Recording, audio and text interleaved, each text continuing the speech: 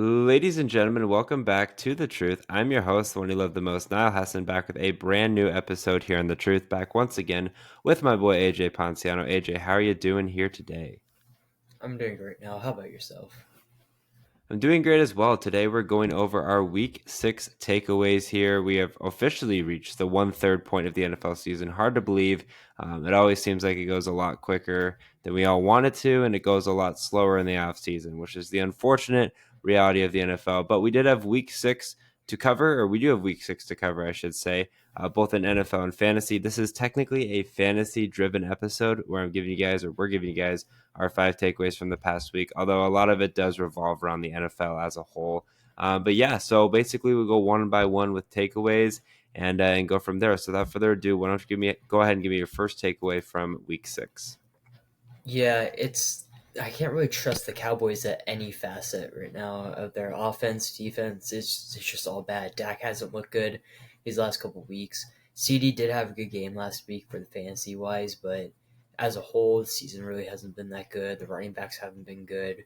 Dowdle's been very inconsistent. Zeke looked like he would be somewhat more of a workhorse in this offense the first couple weeks, and after that, everything just kind of disappeared.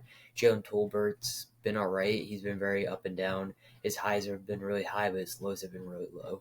And then defensively, losing a lot of guys there, not creating turnovers like how we thought they would have. They had two of the best ball hawks at the cornerback position, Bland and Diggs, who both the last 2 years have led the NFL in interceptions and pick sixes. But we haven't really seen any of that this year. Micah Parsons has been injured.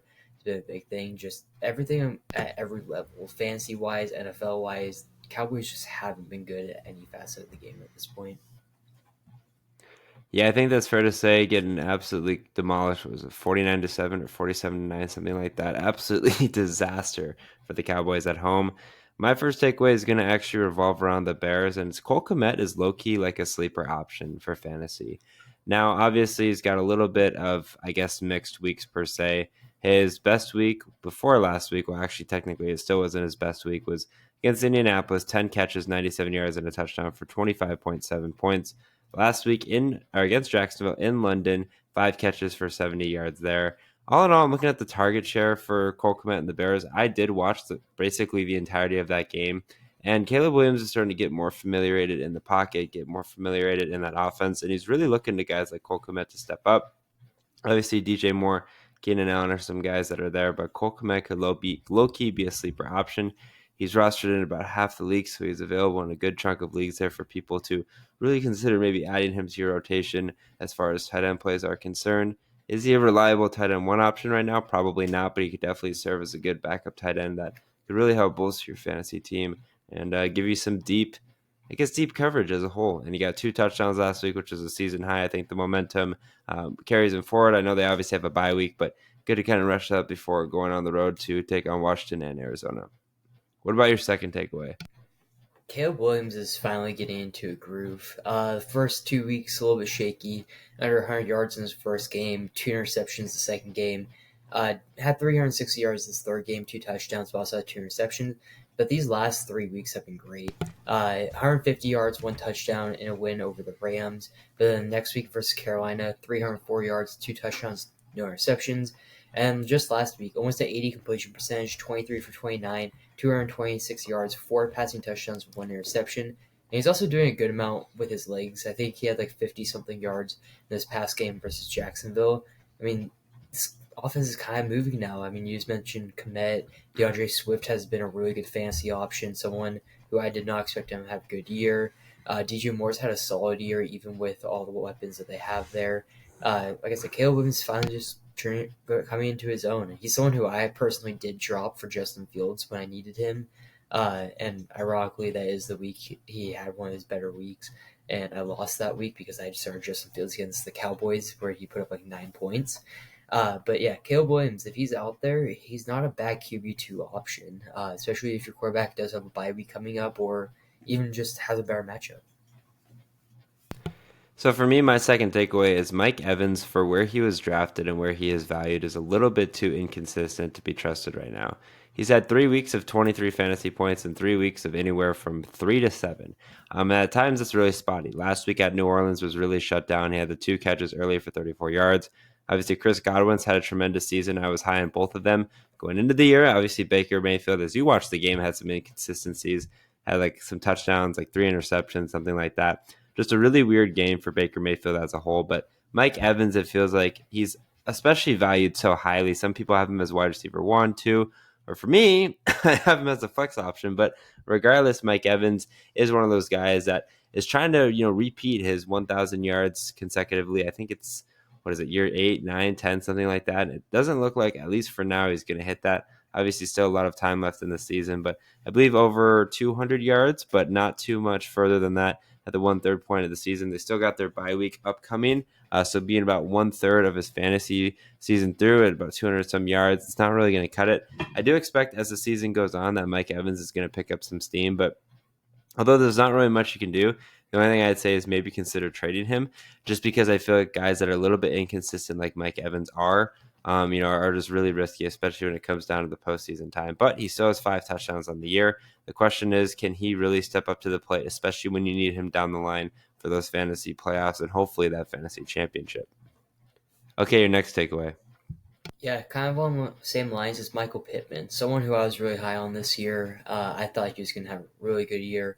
And now with quarterback changes between Anthony Richardson and Joe Flacco, it's just been really interesting. He really has been part of the offense. I think that's probably my biggest takeaway. He so far only had one game over 100 yards at 113, where he had 6 receptions.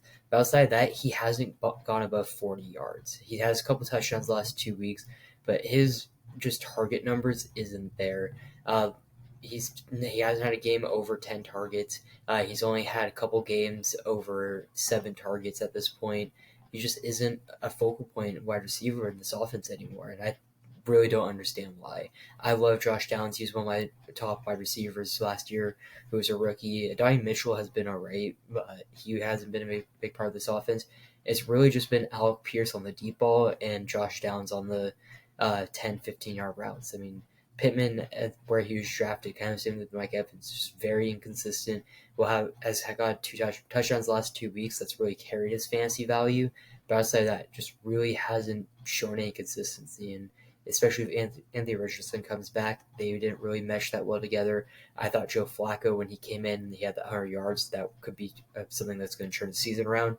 And clearly it hasn't, because the last 2 weeks he does have 2 touchdowns, but under 40 yards. So for me, mine is going to be, or my third takeaway is buy on J.K. Dobbins. If you guys didn't know, Gus Edwards recently did hit the IR, and I know Gus Edwards and J.K. Dobbins were obviously kind of split in time for carries, even though it seemed like J.K. was the lead force. There was obviously some concern with J.K.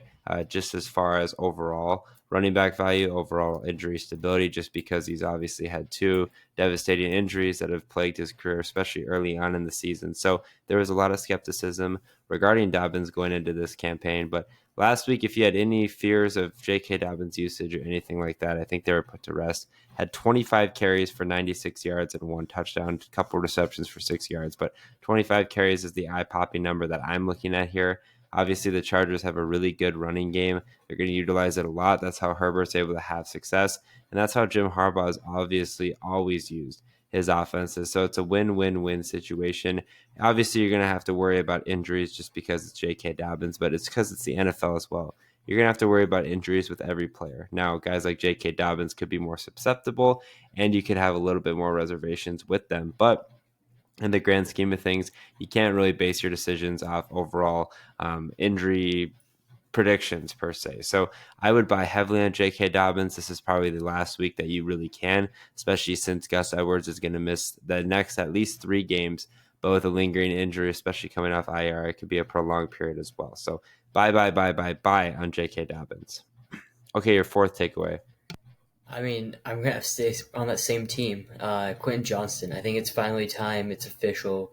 If you're a fantasy owner in Dynasty League, you can drop him with no worries. He's gonna come back and be one of the bigger receiving threats. I mean, Justin Herbert just has most passing yards in this offense so far this season, and Johnston didn't have any production. 3 catches on 4 targets for 22 yards. The first couple of weeks, it was one of those things that, all right, maybe he's going to do a little bit better. Week 2, 5 receptions, 51 yards, 2 touchdowns. Next week, 2 receptions, 44 yards, a touchdown. We're like, all right, maybe Johnston won't be that wide receiver one, but could be a solid wide receiver two, get you right around 50, 60 yards a game, maybe a touchdown. And then in the last 2 weeks, one reception on 5 targets, 9 yards. And then just last week, 3 receptions for 4 yards on 22, or 3 receptions on 4 targets for 22 yards. And like I said, I think my biggest worry is that Herbert just has most passing yards this season, and Johnston only had 22 of them and only had 4 targets.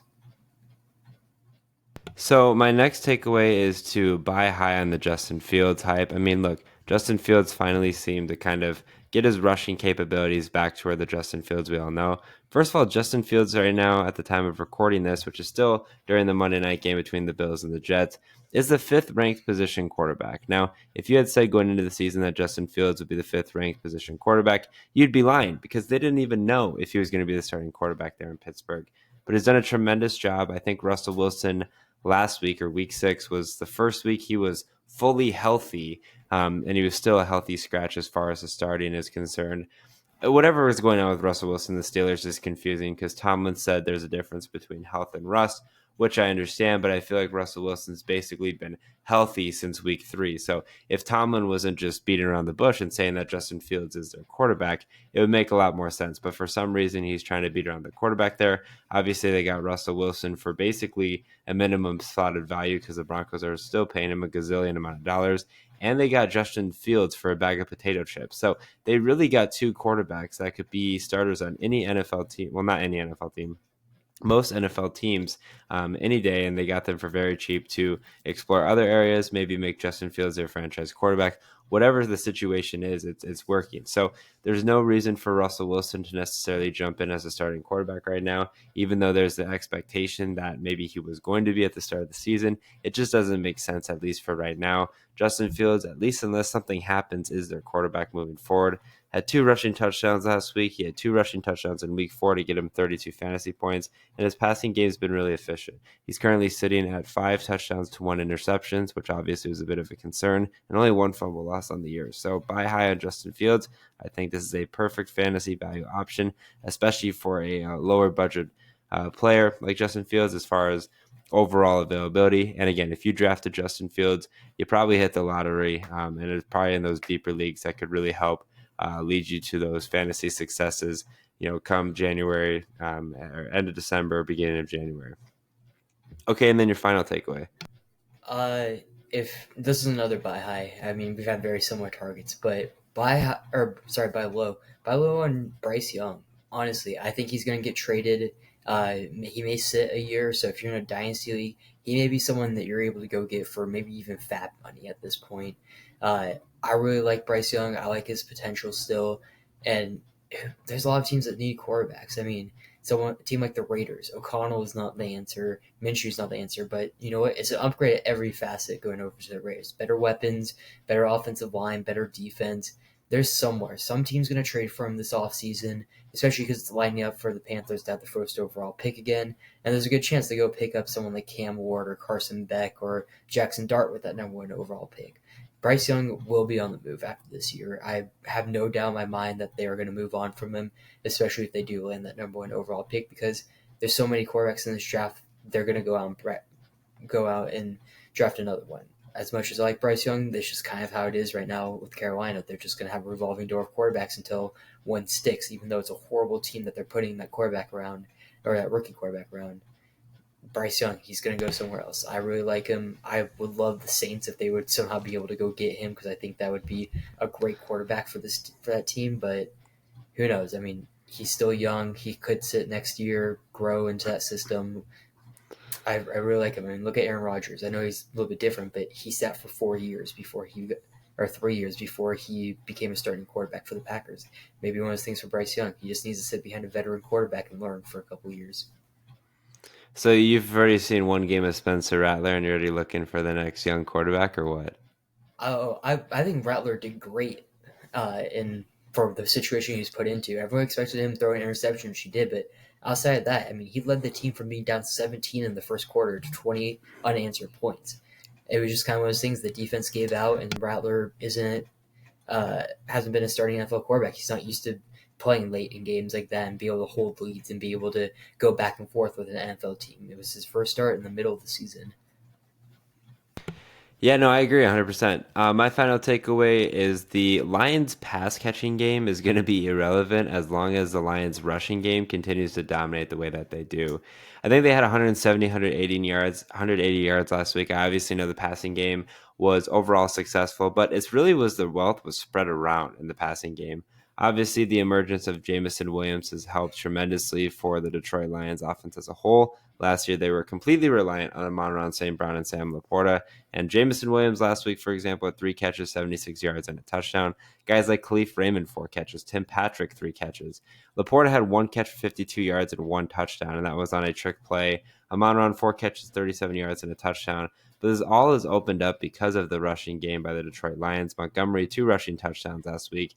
As mentioned, him and Gibbs seem to have the same amount of carries every week, so it's been good there. And on top of that, the Lions just recently extended David Montgomery for 2 more seasons. So the biggest thing that I was trying to say is not the fact that the Lions are bad, but Lions passing value is going to hinder if the Lions continue to walk over teams like they've been doing all season. Now, they're going against the best team in the NFL next week in the Vikings, so let's hold the brakes a little bit. But in all seriousness, I mean, these are some players like Amon-Ra and Sam Laporta for where their value was last year. Maybe you consider trading for some big assets because as time goes on, you're going to really be looking for a superstar player, particularly on this Lions team, to kind of separate yourself, and you're just not going to be able to have that right now. So be very curious to see what happens moving forward. But if the Lions continue to rush the way that they do, they'll be in a good position rushing value wise, but passing value wise may hinder your fantasy teams moving forward. Thank you guys for listening to another episode here on The Truth. If you guys did enjoy it, make sure you follow The Truth on Twitter at The Truth as one to stay up to date with the latest information regarding The Truth, including podcast dates, podcast uploads, and other important information you don't want to miss. Make sure you guys also follow The Truth on Instagram and TikTok at the.tt.truth. Are you looking to find a drink that offers peak hydration, raises your energy levels, speeds up your recovery, and keeps your mind sharp to focus and memory? Look no further than acid rainwater. I'm excited to partner with Bloodline Sports AZ and Acid Rainwater, which focuses on peak hydration and productivity, while also maintaining an ecosystem-friendly product. Use code HESSON15, that's HESSON 15 for 15% off every purchase. As always, I'm your host, the one you love the most, Niall Hesson, joined once again by AJ Ponciano. Take care and good night.